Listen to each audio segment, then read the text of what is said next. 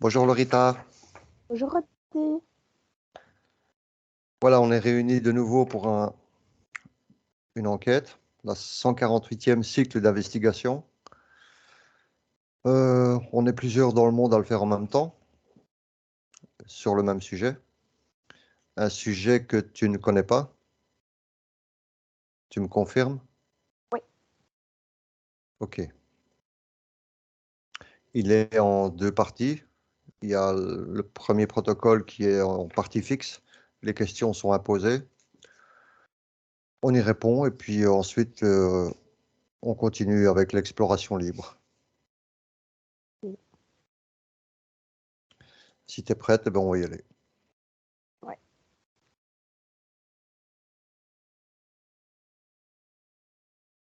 Alors, je t'invite à prendre une grande respiration.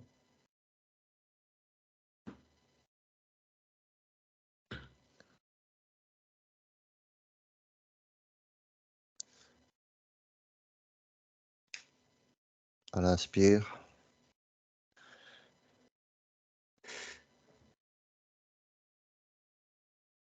Et à l'expire.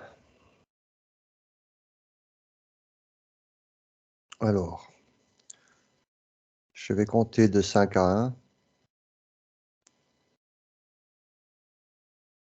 Et à 1, tu seras complètement détendu.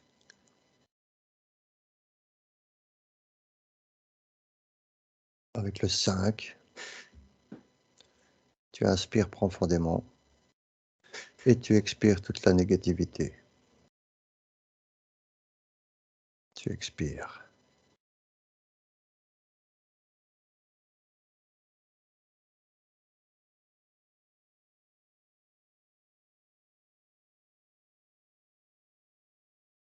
Avec le 4, tu es calme, très calme.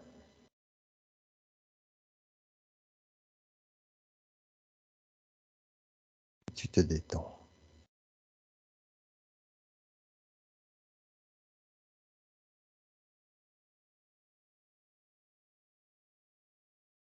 Avec le 3, tu es de plus en plus détendu. Tu descends de plus en plus profondément en toi.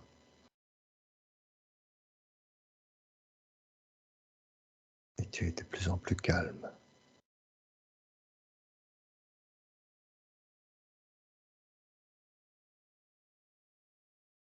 Avec le 2, tu laisses circuler l'énergie. Tes membres s'alourdissent. Et tu es de plus en plus détendu.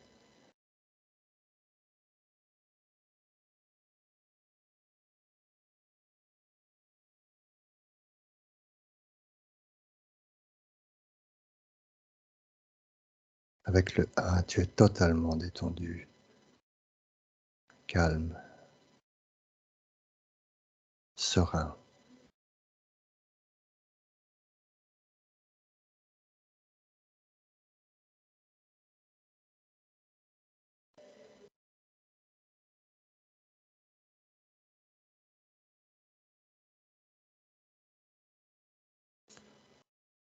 À mon 3,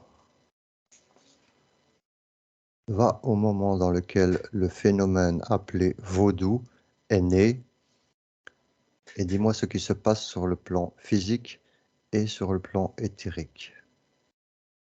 1, 2, 3.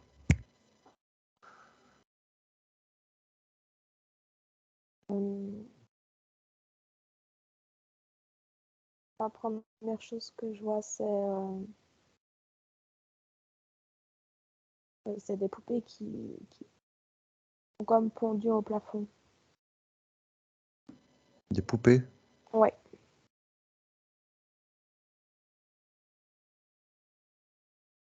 Pendues au plafond.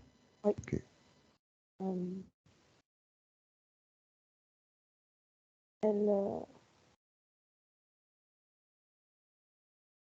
Elles incarnent des âmes, en fait. Chaque poupée est une âme.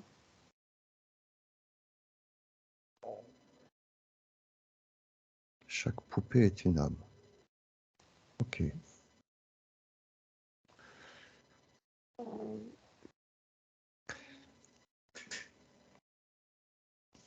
Ensuite, sur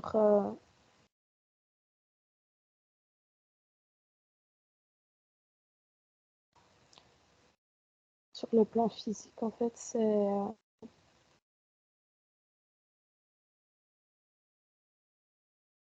en fait, elle t'englobe comme ça, c'est très...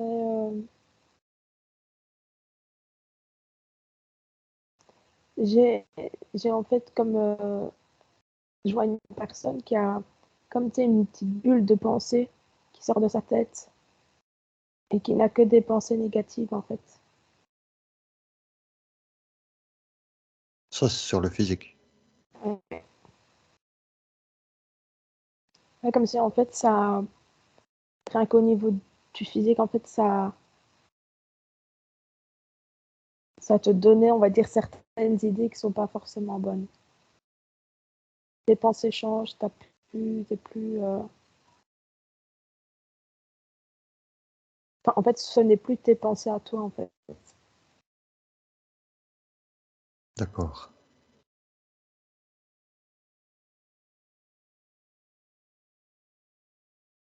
Ensuite, sur un plan plus euh, éthérique, c'est comme si elle,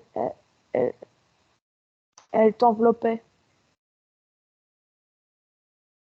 Donc, en fait, au lieu d'avoir comme ta bulle de protection, en fait, c'est leur bulle à elle qui t'englobe et c'est comme ça qu'on va dire qu'elle. Ok. En fait, ouais, elle t'englobe vraiment et en fait, elle fait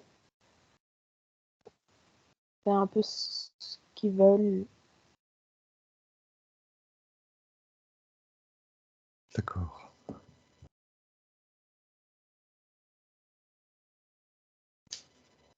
Tu vois autre chose?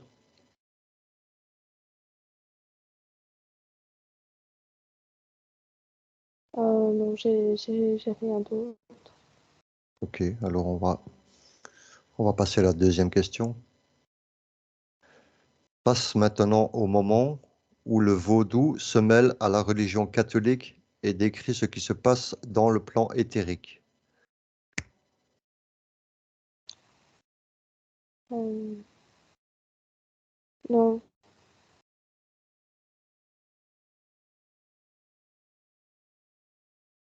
Je peux relire la question, hein, si tu veux. ouais, je veux bien. Donc, passe maintenant au moment où le vaudou se mêle à la religion catholique et décrit ce qui se passe dans le plan éthérique.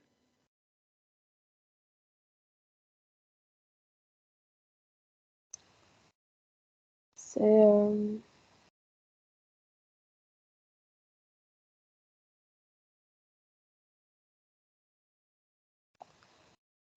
je vois en fait comme si on avait réécrit toute une Bible en y ajoutant certaines informations. Euh, oui, enfin, fait exprès. Euh,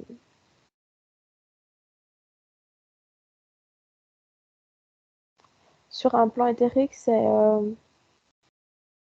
entretient, je vais dire, encore plus la foi de ces personnes-là. Euh, en fait, c'est comme si ça allait.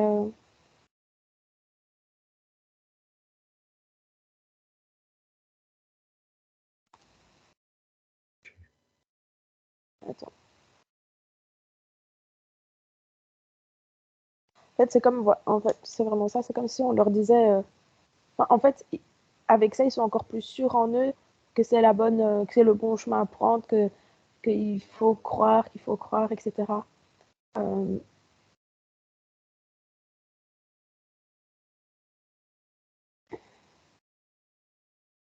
on voit vraiment comme s'ils avaient une bouffée de confiance en eux, mais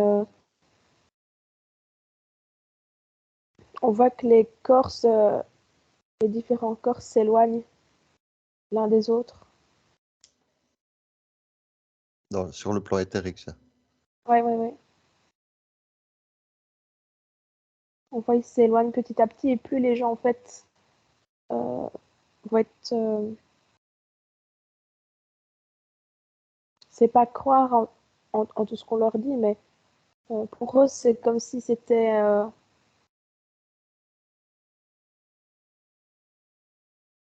pour eux c'est comme si on leur dit allez-y, foncez, c'est cette direction-là en fait. Plus ils vont penser qu'ils sont dans la bonne direction et plus en fait les corps vont s'éloigner pour en fait essayer de les isoler. Quand tu dis les corps, c'est les différents corps des personnes? Ouais, donc t'as l'éthérique, Ok. t'as enfin, t'as tous les autres qui suivent.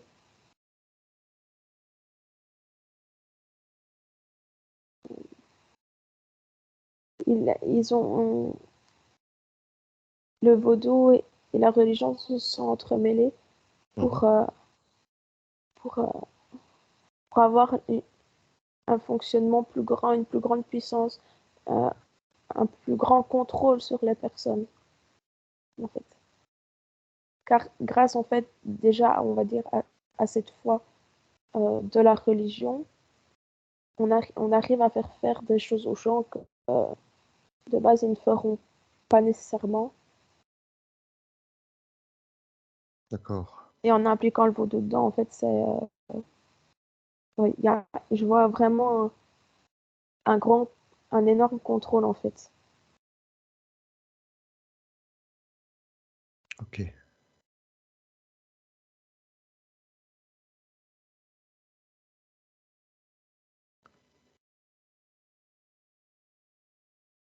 Ok, on va passer à la troisième question.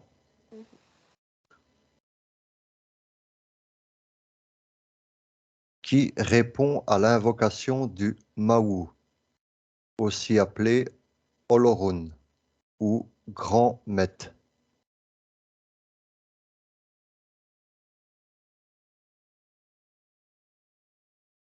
Je te redis une fois si tu veux. Non, ça va. J'ai pas de nom. En fait, je vois juste comme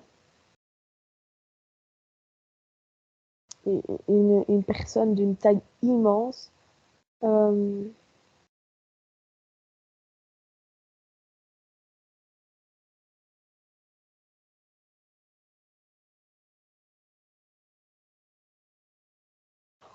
je peux même pas en fait vraiment dire que c'est une personne en fait. Ça reste assez vaste. C'est pas non plus une ombre.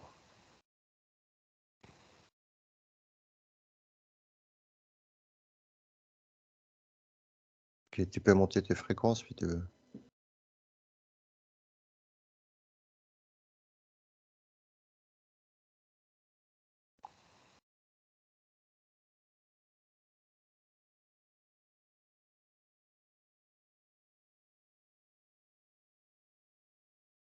C'est bon? Ouais, que ça serait plutôt euh,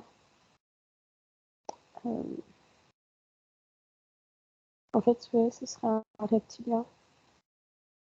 Euh,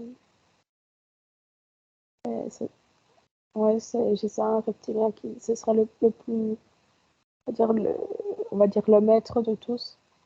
Euh, et plus les gens euh, vont avoir foi, on va dire, en cette nouvelle religion, qui est le mélange des deux, plus il va devenir de plus en plus puissant, Qui ça? le reptilien. Ok. Euh, je vois qu'il a tendance à se faire passer pour ce qu'il n'est pas, pour quelque chose de bien, pour en fait continuer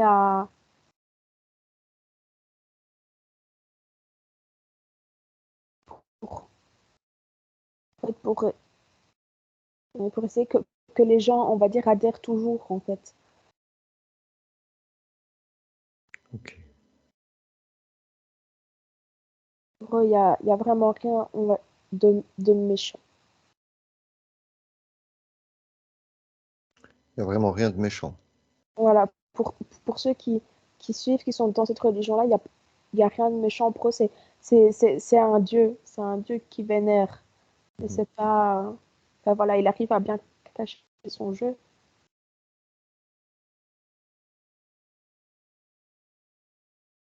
Ok. Alors maintenant, scanne et décode l'ADN éthérique du grand maître ou de ceux qui répondent à de telles invocations en décrivant leur forme d'origine et leurs caractéristiques.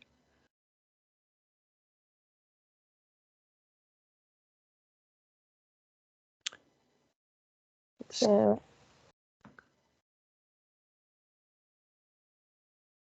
euh, lui, c'est un. Sous sa vraie forme, c'est un serpent, mais un serpent immense, quoi. Mhm. Il pourrait faire une bouchée de n'importe qui. Il a des yeux, il a des yeux très rouges, ouais, vraiment rouge foncé, c'est affolant. Euh, il a autant de base, ben, un serpent, ça a juste des écailles et ça a différentes couleurs suivant les espèces. Autant là, il est pas vert ni il est, il est blanc avec tous des anneaux noirs en fait, très très très très très rapprochés, mais on sait les distinguer. On sait voir la couleur blanche entre chaque anneau. Ok.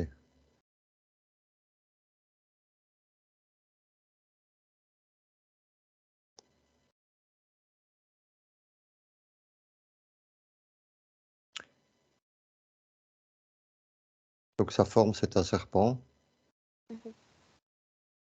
Et les caractéristiques, en fait, les yeux très rouges. Ouais.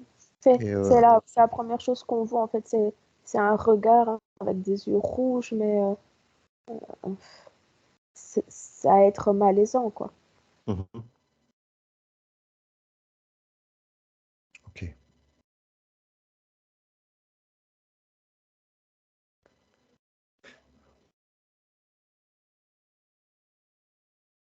On passe à la suivante, c'est bon? Ouais,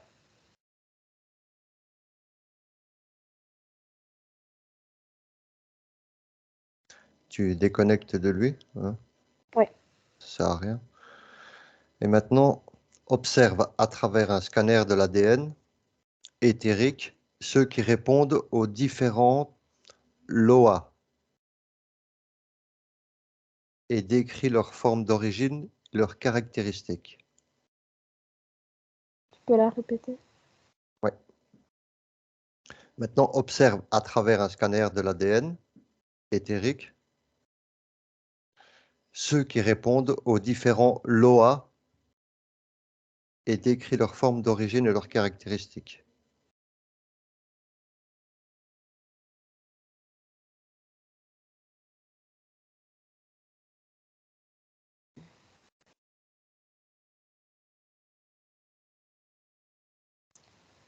Là, je vois plus des insectes. Ouais. Euh, Insectoïdes. ouais, ouais, je vois, je vois des insectes. Euh,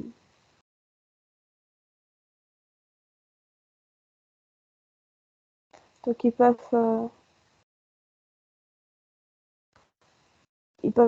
donc je vois qu'il y a beaucoup de mouches par exemple, mais Mhm. tu peux en avoir euh, une énorme avec des petites ailes. Là, il y en a une qui a plus les, des yeux vert noir comme ça. Ça suivant comment tu les regardes, tu peux avoir des petites mouches aux grandes ailes. Enfin, il y en a vraiment de toutes sortes. D'accord. Euh, ce que je vois aussi, c'est qu'elles aiment bien s'assembler pour former comme un insecte, tu vois.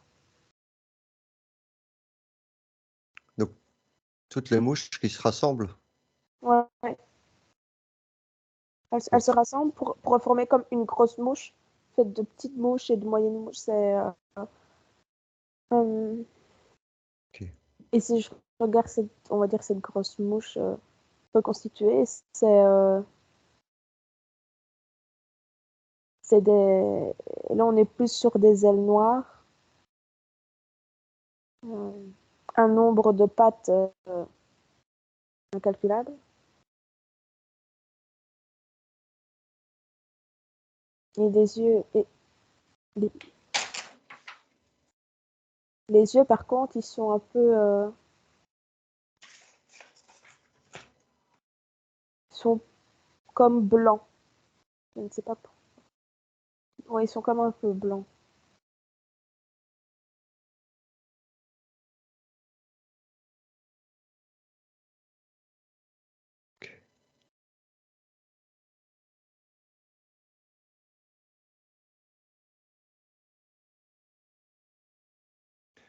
Alors maintenant, question suivante. Observe ce que font les Loa invoqués en tant qu'esprit intermédiaire et comment ils opèrent par rapport au plan éthérique. Observe ce que font les Loa invoqués en tant qu'esprit intermédiaire et comment ils opèrent par rapport au plan éthérique. Alors,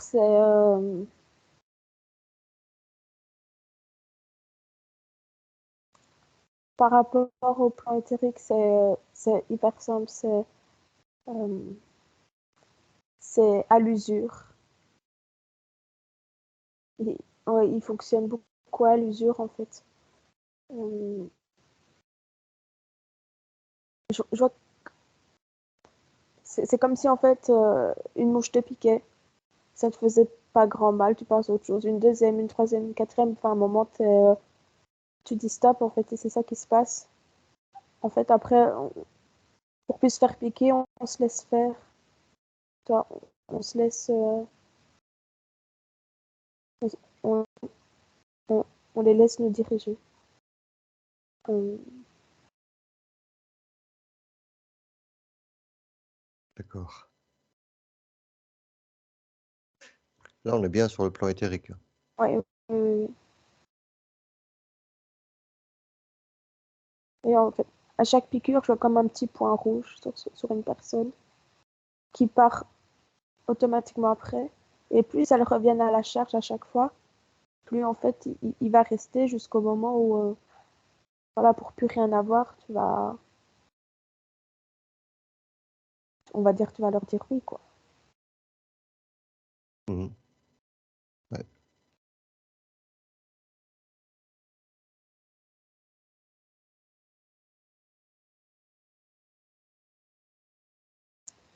C'est tout ce que je vois. Ok.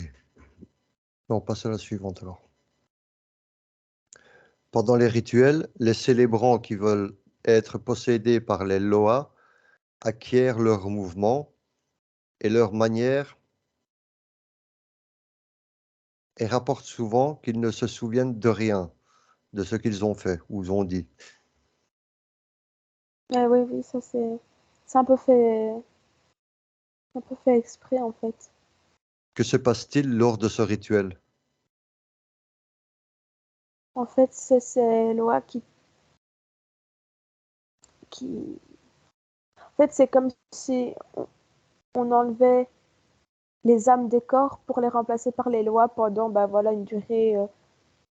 En fait, la durée qu'ils veulent. C'est pour ça qu'ils ne s'en souviennent pas. En fait, c'est comme s'ils étaient morts et qu'après, ben, on les remettait dedans une fois que c'était fini. Euh,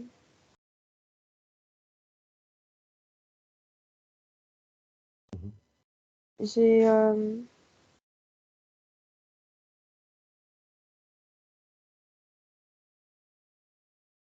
Donc, c'est pour les lois, c'est une façon de pouvoir s'exprimer. Après, voilà, quand ils partent, ils ne laissent pas le corps indemne non plus. Hein. Euh, voit que c'est quand la personne récupère son corps, même si il ne se souvient de plus rien, euh, pas au niveau physiquement qu'il est touché, mais éthériquement, il est un peu plus touché. En fait, ils vont laisser certaines traces. C'est-à-dire? Euh, là, par exemple, je vois par exemple des traces au niveau de la trachée.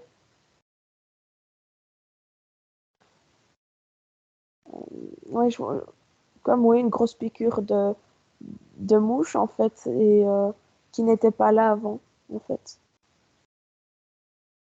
Et, et sur le physique, bah, ça donne que la personne va commencer à avoir mal, va commencer à avoir du mal à parler, peut être muet. Enfin, voilà, ça va laisser des traces qui va pas laisser le corps indemne. Il va être impacté. Oui, Ok. mais voilà, à partir de ce moment-là où je vais dire, tu te laisses faire en soi la possession, Mhm. je vais dire, en fait, c'est comme s'ils donnaient leur accord à tout ça. Donc, on va dire, c'est un peu, étant donné que les lois ont l'accord, c'est un peu, enfin, on ne sait pas enlever les traces, en fait. Mhm. Ni les séquelles, ni rien, en fait, on ne sait pas les enlever. T'as donné tout ton accord et voilà, il t'arrive quelque chose, il t'arrive quelque chose. D'accord.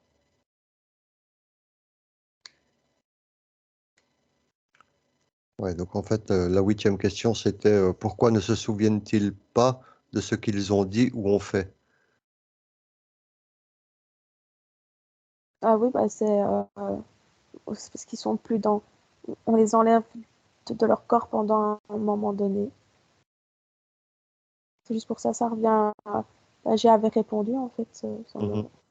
Ouais. mais oui, on les enlève et en fait, en les enlevant, ils acquièrent une, euh, une possession immense. Ils ont toute la personne à eux, ils peuvent la diriger, ils peuvent faire ce qu'ils veulent avec, tu vois. Mhm. Et, et c'est con, mais plus, plus ils arrivent à posséder comme ça, plus ils seront grands aussi. Ça leur donne du pouvoir. Et ça permet toujours de garder cette croyance envers tous ces gens-là qui la pratiquent. Pour eux, ça prouve que c'est vrai, mais que c'est pas méchant. C'est un peu stupide. Mais voilà. Ok.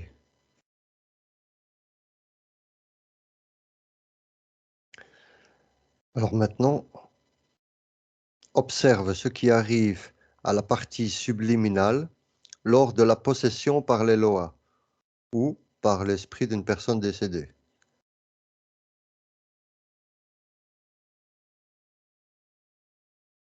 Observe ce qui arrive à la partie subliminale lors de la possession. Donc,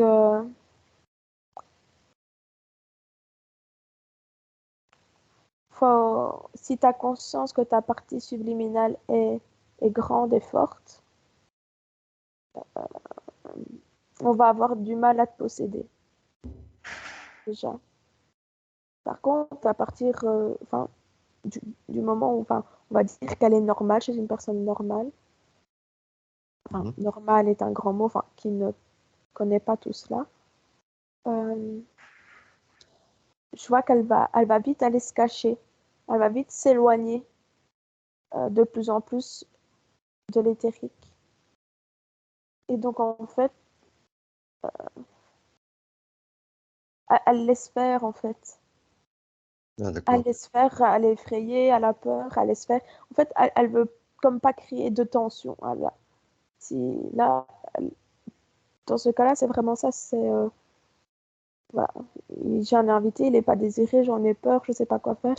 Ben, je vais me cacher pour ne pas, ouais, pour ne pas avoir mal, pour pas qu'on me blesse ou autre chose. Mhm. je vois qu'elle a tendance à encore plus s'affaiblir aussi. Tandis que si la partie subliminale, on va dire, est correcte, elle va plus avoir tendance à repousser tout ça, à protéger le corps, à se défendre en fait. Ouais.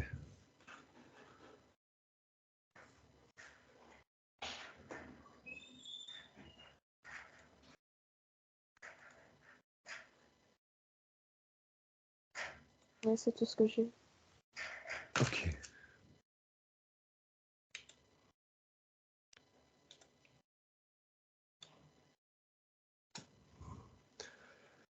Alors, observe l'utilisation des différents VV, des dessins symboliques utilisés lors des rites et la divination en tant que moyen pour les différents loas, et décrit ce qu'ils représentent par rapport au plan métaphysique.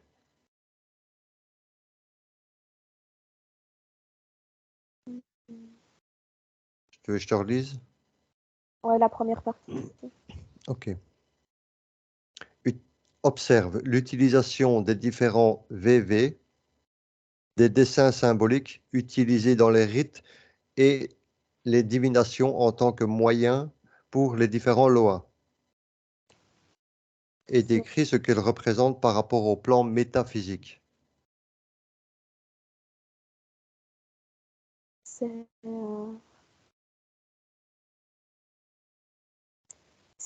des supports.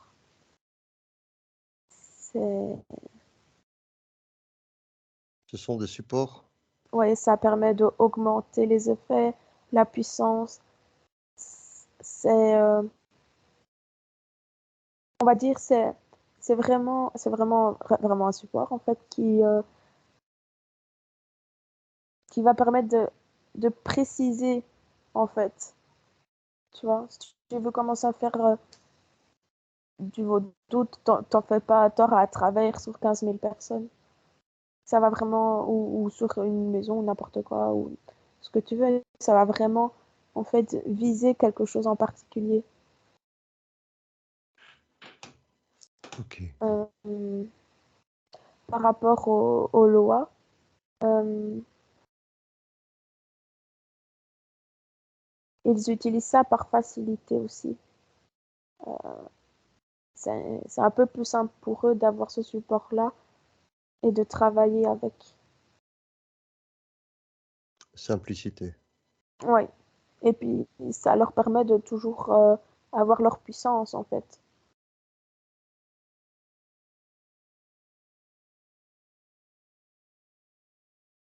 D'accord. Je vois qu'ils ont tendance,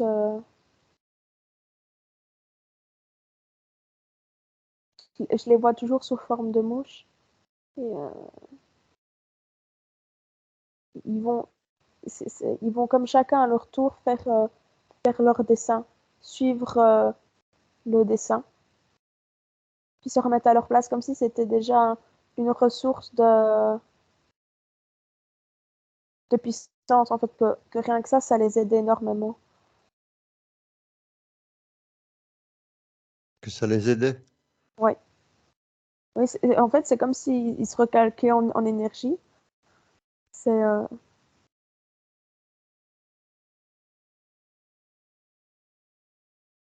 Mhm. D'accord. c'était par rapport au métaphysique, c'est ça? Oui. Qu'est-ce que ça faisait?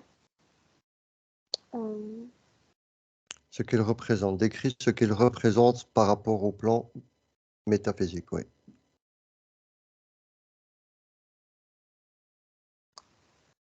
bon, en fait,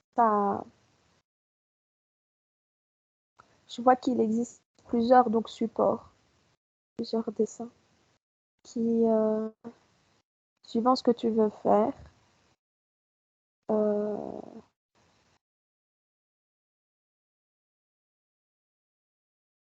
ouais, c'est en fait, on va dire, il y en a un peu. un pour différentes catégories en fait. Donc imaginons là, tu en aurais un avec un dessin type escargot. Mhm. Pour tout ce qui est par exemple, la joie c'est atteinte aux personnes, c'est les personnes qui vont se sentir mal, mais pas un mal de tête ou n'importe quoi, ils vont se sentir mal en eux à un point de vouloir en finir, quoi. Et ça, donc ça a toutes des catégories. Et donc par rapport aux métaphysiques, en fait, je pense, c'est comme ça que je le perçois, que suivant ce que tu veux toucher, suivant ce que tu veux faire, Mhm. ils vont les utiliser pour être toujours en fait plus précis dans leurs gestes. D'accord. Ok.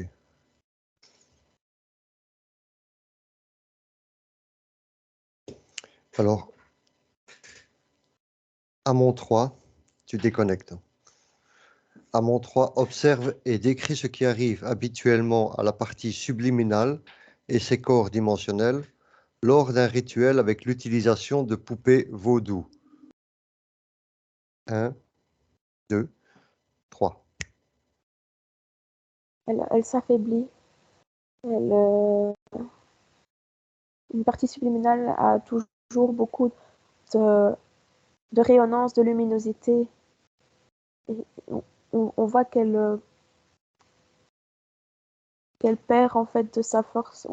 Je vois qu'elle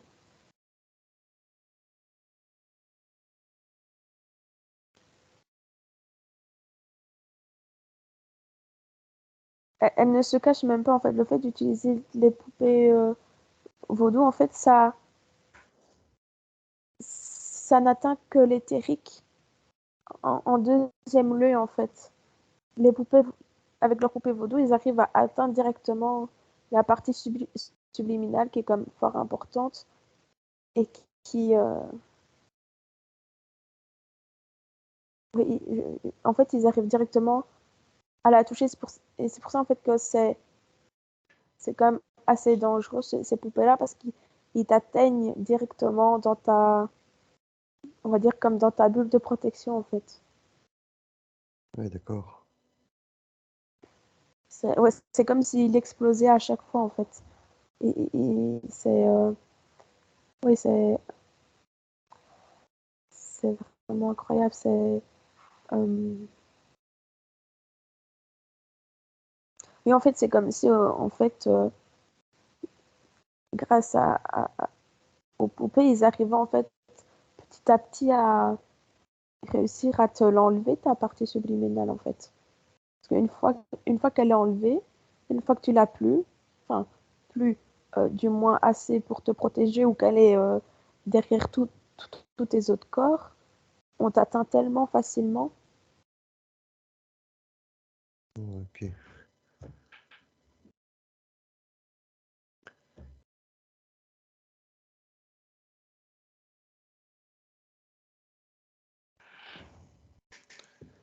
Ok, on en a fini avec la partie 1 du protocole. Maintenant, on entre dans l'exploration libre. Et là, tant que tu es dans les poupées, on va y rester. Et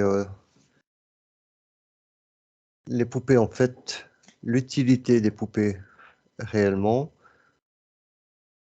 comment est-ce que tu peux la voir, toi? Prends juste Alors, l'exemple d'une utilisation. euh, je vois une poupée, donc on va juste poser sur la table ou n'importe quoi sur un puits de fenêtre et en fait et en fait je vais dire toutes ces magies sombres partent toujours du même principe, c'est de l'attention. Donc tu peux juste passer devant et envoyer une attention. Déjà ça, ça, ça crée déjà, on va dire, un, un mal-être chez la personne visée ou les personnes visées. Euh, je vois aussi suivant. C'est comme si tu avais des petits rituels avec. C'est-à-dire, si par exemple tu mets. C'est con, hein, je vois qu'ils mettent une poupée dans un verre d'eau. Mhm. Allez, le verre n'est pas rempli à ras-bord non plus et on ne voit pas la poupée se noyer, hein. Mais eh ben, en fait, la personne qui sera visée va avoir des sensations de noyade, va peut-être se noyer jusqu'à ce qu'il retire la poupée du verre, tu vois. Ça veut dire qu'en fait, la communication entre la poupée et la personne Ouais. visée est... Mais comment ça fonctionne? Elle n'est pas instantanée. Ah non, non, c'est pas sur le moment où tu mets la poupée dans le verre que ça va arriver. Mais en fait, c'est le temps que on va dire, c'est le temps que les informations vraiment se relaient. Donc, je dis pas non plus que ça peut mettre un an, mais je vois que dans la semaine, en fait, la personne va ressentir quelque chose par rapport à ce qu'on a fait subir à la poupée. Du Ok, coup, ouais. ça peut être comme si tu peux vraiment ressentir comme si tu te noyais alors que tu n'es même pas dans l'eau. C'est aller dans l'eau et presque se noyer. Enfin, en tout cas, dans cet exemple-là. Mhm. Après, là, par exemple, je vois là, par exemple, ils prennent un bête couteau, même pas un coupant, hein. Ils vont juste commencer à comme cisailler, je veux dire, le bras de la poupée. Mhm. Et ben, la personne va risquer de se couper ou d'avoir un accident au niveau de son bras ou, tu vois. C'est pas parce qu'il cisaille que ce sera d'office coupé, tranché, non. En fait, ça vise le bras. Il y aura un problème au bras. Il pourrait se couper un doigt, comme il pourrait se casser le bras, comme il pourrait le brûler très fortement. Enfin, Ouais, d'accord. et voilà. Et en fait, c'est à ça que sert déjà aussi l'attention, parce que l'attention permet d'y mettre la puissance que tu veux. Donc, si tu mets déjà une attention de je veux qu'il souffre comme il a jamais souffert, il y aura une différence que s'il dit je veux juste un peu. Je- il y aura, oui, et s'il va dire à côté, imaginons, euh, je veux juste qu'il ait des mots, Mhm. et ben, par exemple, ouais, enfin, des petits mots de.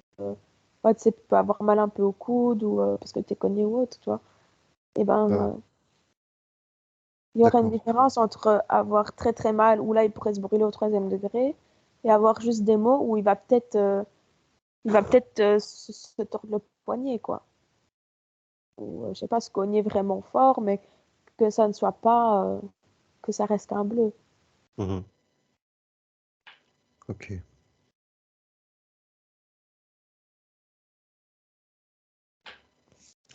Alors, à un moment donné, tu as dit aussi ouais, que l'ADN éthérique du grand Met Ouais. était un serpent. Mhm. Ok. Donc on a eu lui parler.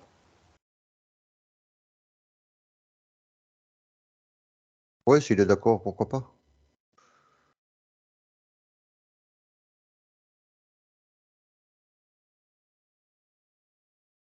Ouais. Il y est? Ok. Alors, tu lui demandes en fait euh, pourquoi cette magie, en quelque sorte. Ah, c'est aussi une des plus puissantes. Ça arrive à atteindre, on va dire, les gens autant physiques que éthériques. Euh, Ils savent ils savent les contrôler grâce à cette magie s'ils veulent, par la possession, en fait. ouais, mais c'est quoi le but? Le but, c'est il me dit de les contrôler, en fait, c'est le but, de les contrôler, que ça leur fait plaisir, qu'ils acquièrent de la puissance. Ouais, mais pour en faire quoi? En fait, mais pour en faire ce qu'ils veulent, quand, dès qu'ils en ont besoin, en fait. Ça veut dire que, je sais pas, il va avoir une personne gênante, bah hop, ils vont se dire, bah attends, on va prendre telle personne, il est déjà d'accord, on va le posséder, et, on va faire ce qu'il faudra, tu vois. D'accord, ouais.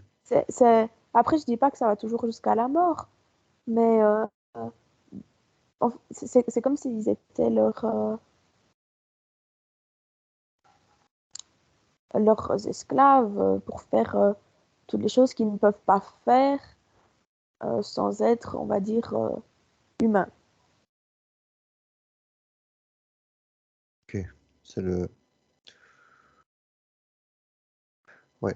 Mais tu m'as dit aussi que pendant les rituels, en fait, ils contrôlaient en fait la personne.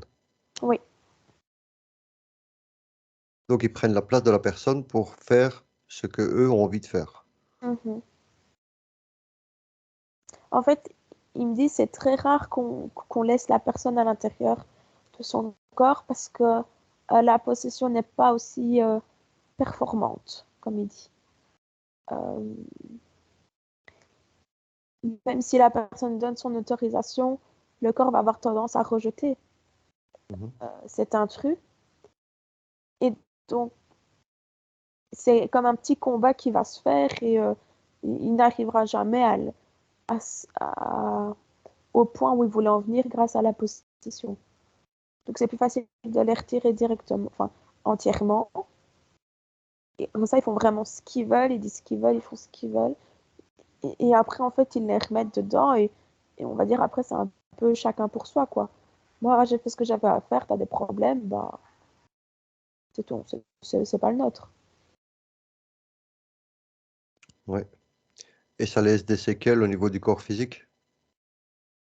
Ouais. Mais je le vois d'abord sur l'éthérique. Je vois d'abord vraiment des traces sur l'éthérique qui, Mhm. en fait, vont se propager petit à petit sur le physique. Ouais, d'accord. Donc, le mal viendra petit à petit. Tu vas le ressentir petit à petit sur le physique. Mais bon, ils ont donné leur accord, donc qu'est-ce que tu. Même en faisant un nettoyage, en essayant de les guérir, ça ne fera jamais tout partir à cause de leur accord. C'est ça aussi qui les arrange, en fait. Oui, donc en fait, si on prend, je prends un exemple, la magie vaudou ne sait pas agir sur quelqu'un qui n'est pas dans leur rituel, en fait. Ben, Observe un peu, ouais, prends au un peu niveau. un exemple de Ok. quelqu'un qui pratique un rituel vaudou sur une personne et tu prends l'exemple d'une personne que ça ne touche pas et tu observes ce qui s'est passé. Donc,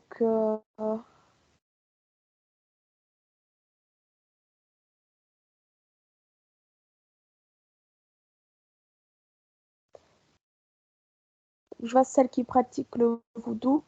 Mhm. Éthériquement, elle a énormément de traces. Énormément de traces. Par contre, celle qui est censée la recevoir, Oui. mais qui ne pratique pas le vaudou, euh, elle va ressentir des choses, mais elle ne va pas comprendre de où ça vient en fait. Euh, Ça, c'est pour la personne qui est impactée par les Par le rituels. vaudou. OK. Ouais. Et maintenant, prends l'exemple de quelqu'un qui n'est pas impacté. Et fais un peu la différence entre les personnes pour voir un peu si, qu'en fait, qu'est-ce qui peut protéger une personne plutôt que l'autre. Euh,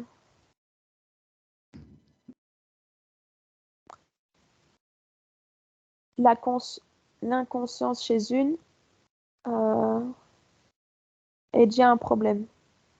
Donc chez celle qui est impactée. Euh, je vois sur celle qui ne l'est pas qu'en fait, elle est déjà ouverte à tout ça et se protège en fait via des petits rituels comme on peut faire nous-mêmes, comme toi avec tes pierres ou le fait de se nettoyer, etc. en fait. Mais il faut déjà avoir quand même conscience de ces existences, de ces magies-là. Ouais, c'est ça, ou alors c'est plutôt un stade fréquentiel. Non, c'est pas un stade fréquentiel. Une personne qui est plus élevée en vibration qu'une autre sera plus impactée ou pas? Non.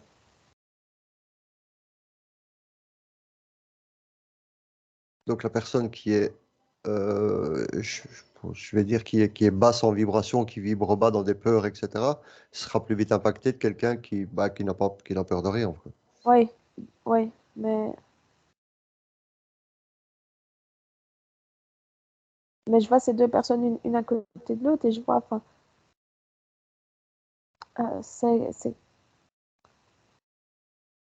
En fait, c'est comme si je voyais leur ouverture d'esprit, en fait. Et je vois autant une ouverture d'esprit immense voilà, qui s'informe un peu de tout, qui connaît un peu de tout, qui aime bien se nettoyer, se protéger des impuretés. Et à Mhm. côté, je vois vraiment une personne qui est comme butée, en fait. Oui, elle est vraiment butée et je comprends pas, j'ai mal. Et au lieu d'essayer de résoudre le problème, on va dire j'ai mal, j'ai mal, j'ai mal, j'ai mal. Mais on va pas aller chercher ailleurs que dans les médicaments. Enfin, c'est quelqu'un vraiment de fermé, de... Ouais, ouais, ok,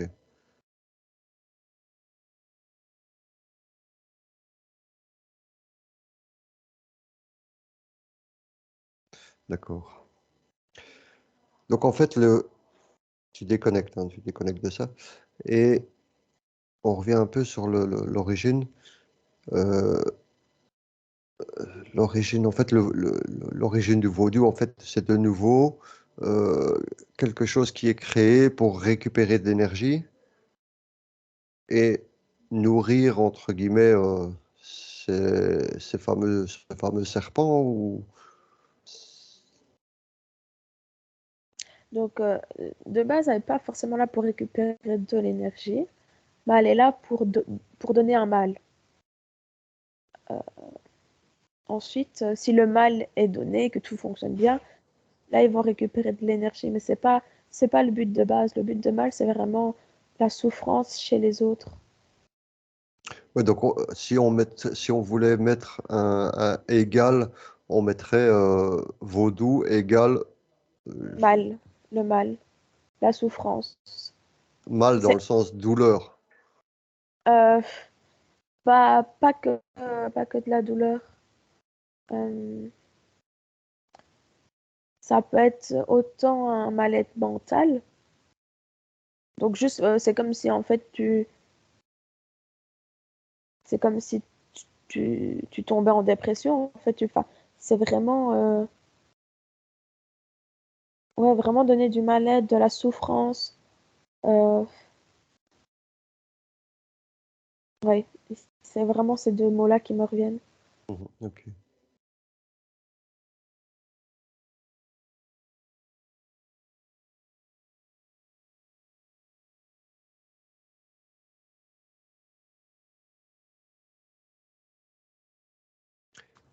Et les dessins, c'est quel genre de dessins en fait qui sont utilisés? Donc, il y avait déjà celui en escargot, comme ça, mais tout simple, hein, c'est pas sur du bois, déjà, c'est sur, ah, ça ressemble à de la peau de bête, comme ça, comme du daim, de ce style-là. Et donc, c'est comme gravé dessus. C'est comme si on avait Mhm, brûlé euh, mhm. euh, le daim en faisant certaines formes. Donc, il y a celui en escargot. J'en vois un autre avec tous des cercles qui sont on va dire, qui se croisent à chaque fois dans leur milieu. Tous des cercles et qui forment un rond complet avec juste des 4 barres. Nord, sud, ouest, est. Mhm. Euh,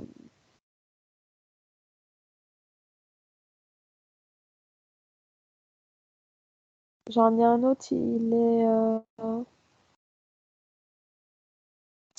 c'est juste des ovales.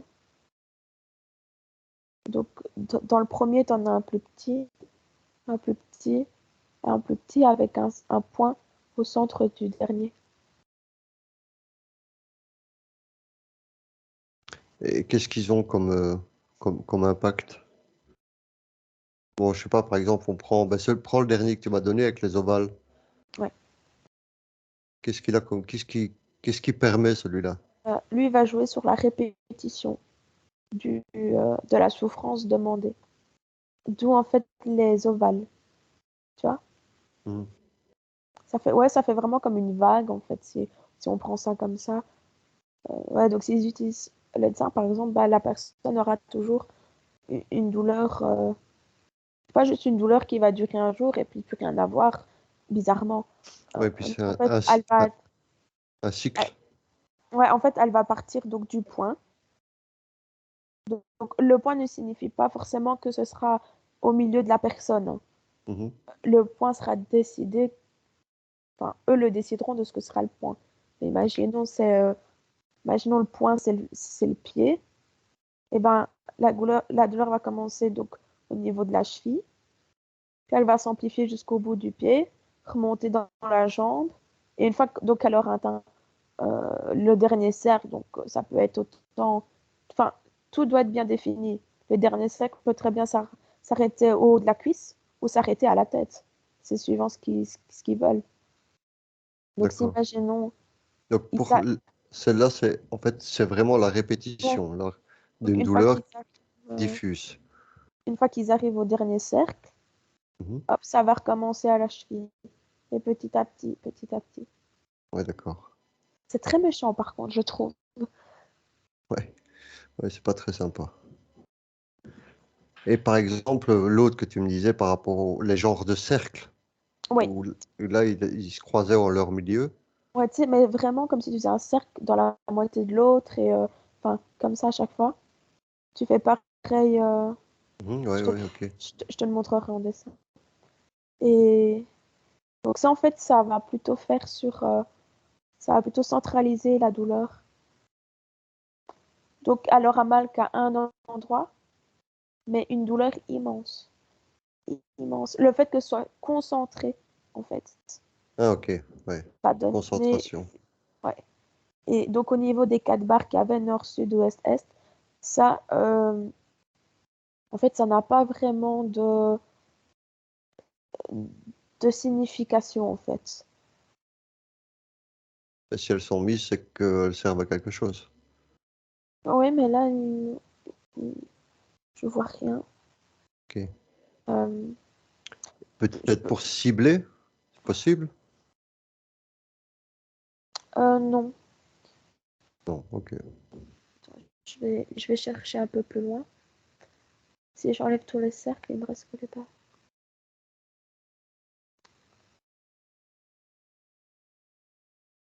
Euh,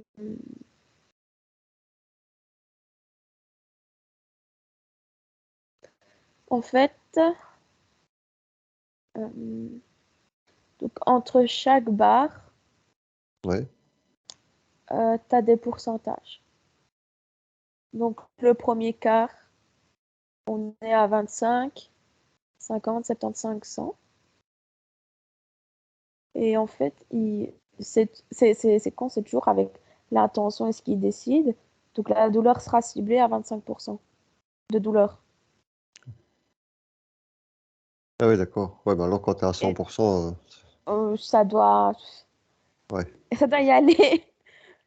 ok. Mais Donc celle avec les cercles, ce serait pour la concentration ouais, la- avec un pourcentage de douleur, de évidemment. douleur, pourcentage, ouais. L'ovale, la répétition. Et l'escargot? L'escargot, c'est quelque chose qui est, c'est pas une répétition, c'est continu en fait.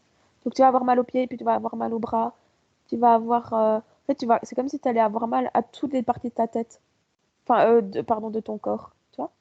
C'est, là, par contre, il y a pas ni de pourcentage de douleur, ni de, ça s'arrête à un tel endroit. Non, tu vas avoir mal à l'orteil, au genou, au ventre, à la hanche, à la vessie, puis à la poitrine. Enfin, en fait, c'est vraiment comme si tu faisais tout le tour de ton corps, en fait, je pense. D'accord. Et la douleur ne sera pas euh, for- forcément vive. Tout dépend de la tension, mais oui, c'est vraiment un jour par-ci, un jour par-là. Un jour, tu auras mal à, je sais pas, à la tête, mais tu vas jamais savoir pourquoi. Puis tu vas te dire le lendemain, putain, j'ai mal à l'orteil. Ouais. Donc, oui, donc pour la mort, il y a pas de dessin, en fait. Non, Parce qu'en pour fait, la mort, la mort ne les intéresse pas forcément. non, sinon, ils savent plus Et s'en c'est que, servir. voilà, c'est que vraiment, je pense, c'est plus dans certains cas où la personne devient un peu gênante, quoi qu'elle, si, ouais, je pense, si quelqu'un commence à vouloir tout révéler, ça va un peu poser problème. Oui, ça, c'est pour ceux qui font partie des rituels. Mhm. Ok.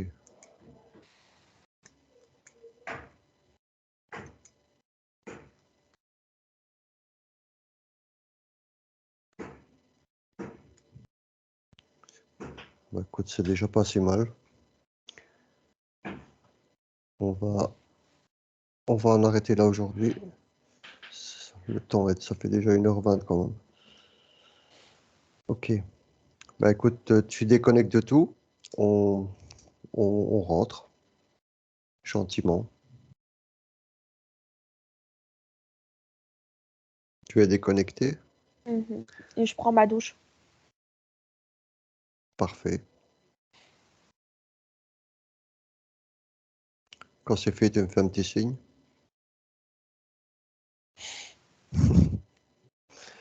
Alors à 3, avec le 3, tu réintègres ton corps en totalité. Tu es déconnecté de tout.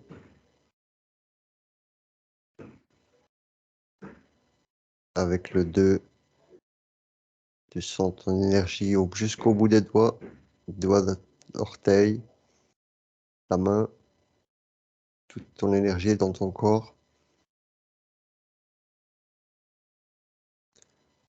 Et avec le 1, tu es de retour ici et maintenant. Tu peux t'étirer, bâiller et ouvrir les yeux quand tu le veux. Bonjour. Bonjour. Benvenuto a questo nuovo video di Disclosures. Oggi parliamo della cosiddetta sessione di ipnosi investigativa. In realtà non esiste una sessione di ipnosi investigativa. Non che non si possa fare investigazione di ipnosi, però è che non esiste una sola sessione di ipnosi per dire si è fatta investigazione, per prendere quell'informazione come buona. Perché? Sappiamo intanto che l'informazione che arriva in ipnosi è molto contaminata, la percentuale di inquinamento dell'informazione è altissima. Pensate a questa informazione che viaggia per tantissime dimensioni, attraversa densità, passa per coscienze che volontariamente o involontariamente possono distorcerla e poi arriva infine alla persona che sta in ipnosi, che ha una coscienza, ha una mente, ha un'esperienza e interpreta questa informazione secondo la sua struttura mentale, secondo le sue credenze, che per quanto si possa essere più o meno liberi mentalmente, liberi pensatori, sempre c'è una parte subliminale che interpreta in base all'educazione ricevuta, alla cultura e perché no, anche tutte le esperienze di esistenze passate che ancora lasciano un segno in noi. Per capirci è come se dovessimo parlare con un'altra persona immersi nell'acqua, a qualche metro di distanza, cercando di utilizzare un mezzo, che è quello della corda vocale, che è fatto per produrre suoni da trasmettere nell'aria. Noi stiamo utilizzando questo strumento per far passare un'onda sonora nell'acqua o in un liquido. Chiaramente il suono viene completamente distorto, sempre ammesso che sia per il nostro corpo facile e non difficoltoso poterlo fare senza avere dei problemi come ingurgitare acqua o eccetera. Ma non solo. Supponiamo che per questo tipo di comunicazione utilizziamo anche due lingue diverse, per esempio un italiano e un russo o un giapponese. Per quanto possiamo anche interpretare il labiale, non possiamo capire quello che ci sta dicendo, perché la lingua è diversa. La lingua, diciamo, da dove parte l'informazione a dove arriva è completamente diversa, il codice, il linguaggio è diverso.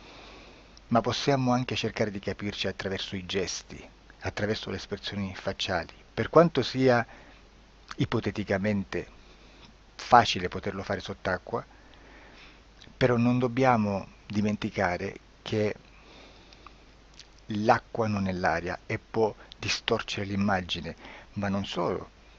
Dobbiamo anche pensare che l'altra persona, che parla un'altra lingua, che viene da un'altra cultura, potrebbe interpretare i segnali che noi interpretiamo come X in Y. Per noi un sì è abbassare la testa dall'alto verso il basso, per esempio, sì, e il no da sinistra verso destra, no.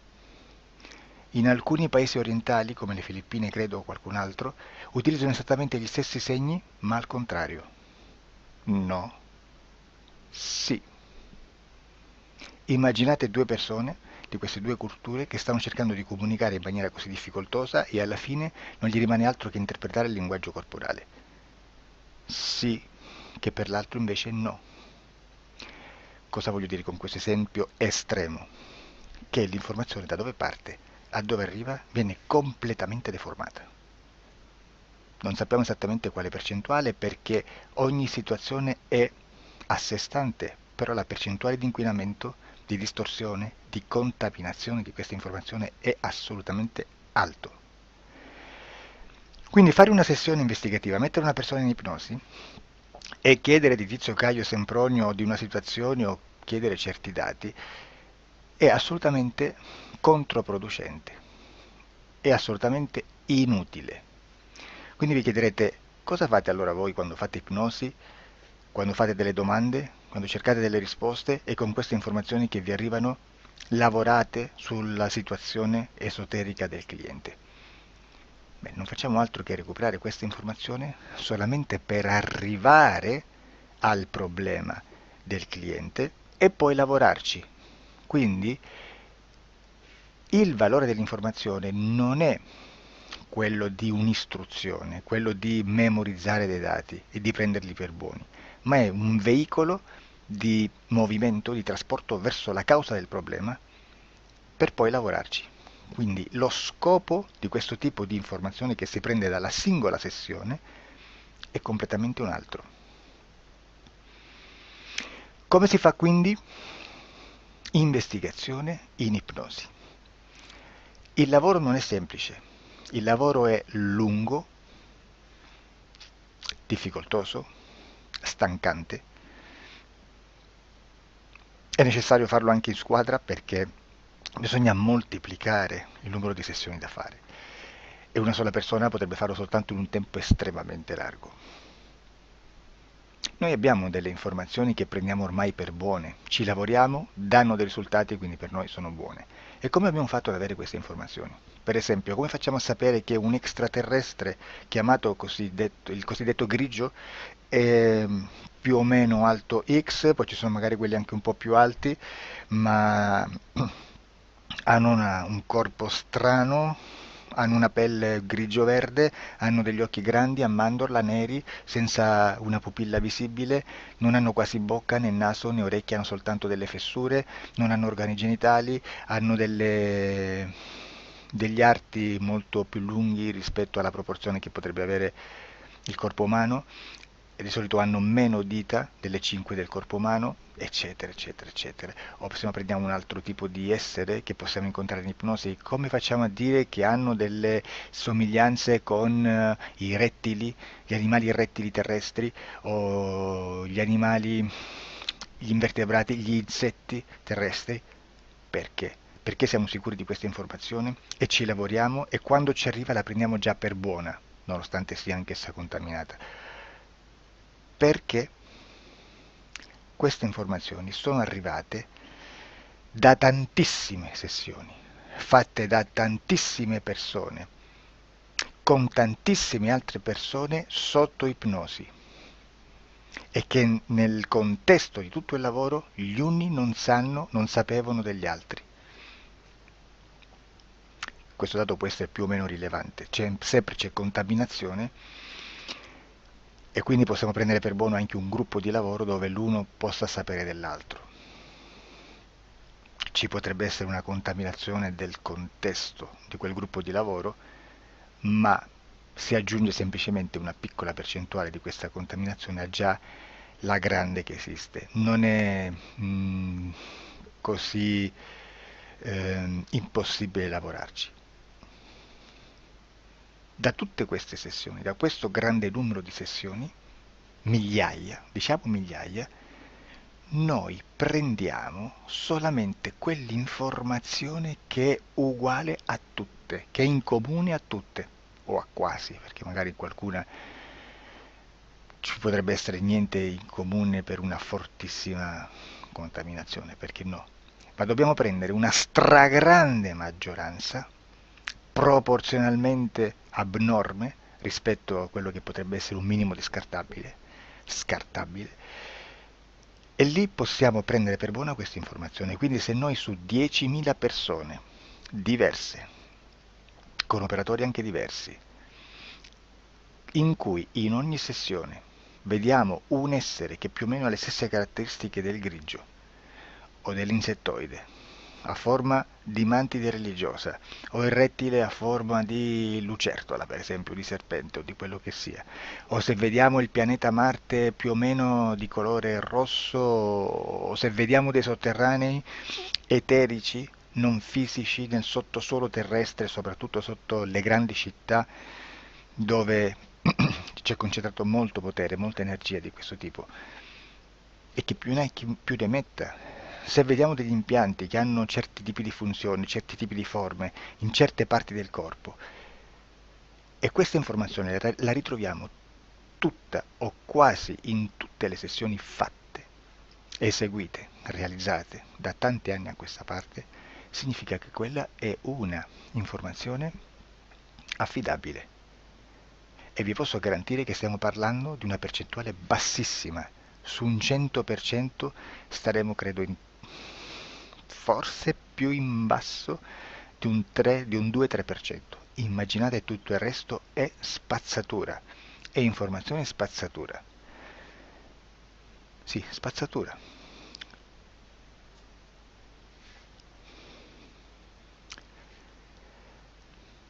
C'è anche un'altra cosa da dire. Supponiamo che un operatore faccia un'ipnosi e voglia andare a vedere cosa fa Tizio, cosa fa Caio, cosa fa Sempronio.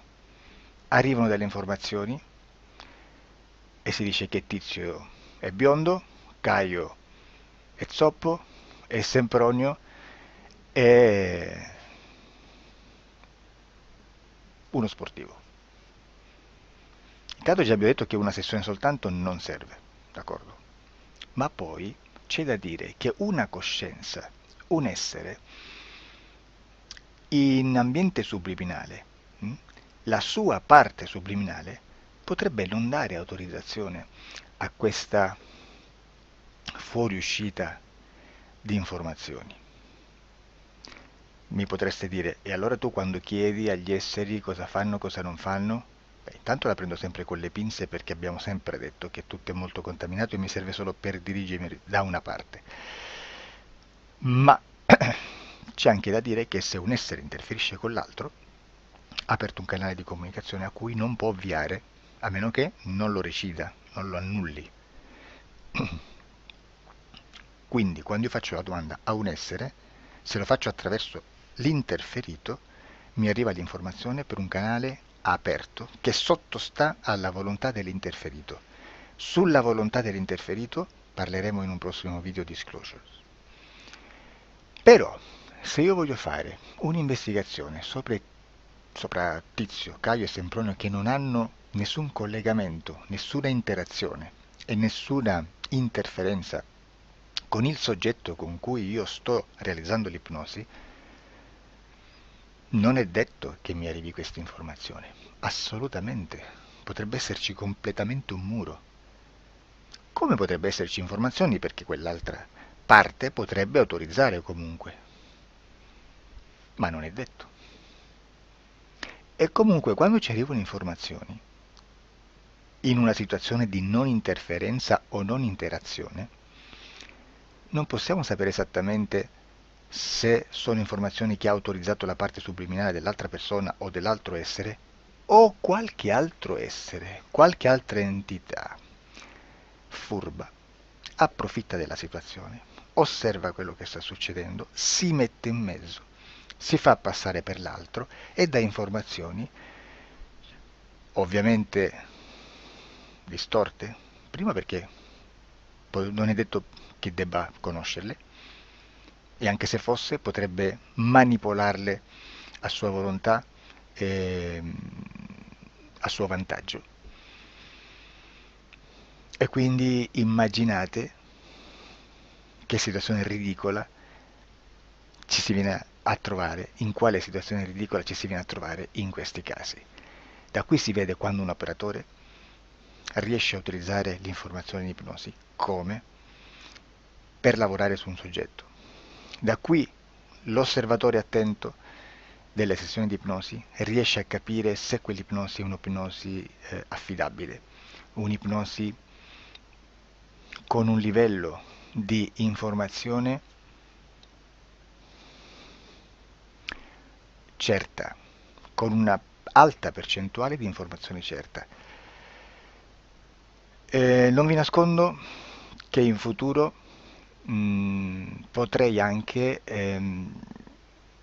impostare un lavoro per decifrare che livello di certezza di informazione c'è in un'ipnosi, analizzandola e spiegando il perché, spiegando i meccanismi di analisi di un'informazione in ipnosi, che poi anche è molto istintivo. Supponiamo che dobbiamo cercare un'informazione su internet, per esempio un fatto di cronaca. Voi preferite mettervi su un sito ufficiale? A caso. L'ANSA in Italia, ADN Kronos, qualche telegiornale che per quanto possano manipolare l'informazione ad alti livelli, comunque possiamo dare affidabile la fonte dell'informazione che viene trasmessa. Non possono trasmettere una bufala sicuramente. Verrà sicuramente manipolata ad altri livelli. Ne parleremo in altri video, ma a livello base la fonte è certa. Sicuramente non andrete a cercare questa informazione sul primo sito, il primo blog che vi passa davanti e magari c'ha 4 followers.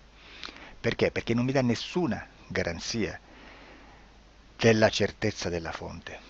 Non c'è un controllo né nella struttura interna di questa agenzia di informazione e né dal grande pubblico che per la quantità di persone che attingono quell'informazione si può dedurre se l'informazione è certa o meno perché è un'informazione che passa in un pubblico così vasto che se ci dovesse essere una distorsione con la realtà è molto probabile che venga fuori. Credo che abbia detto quasi tutto sulle sessioni investigative.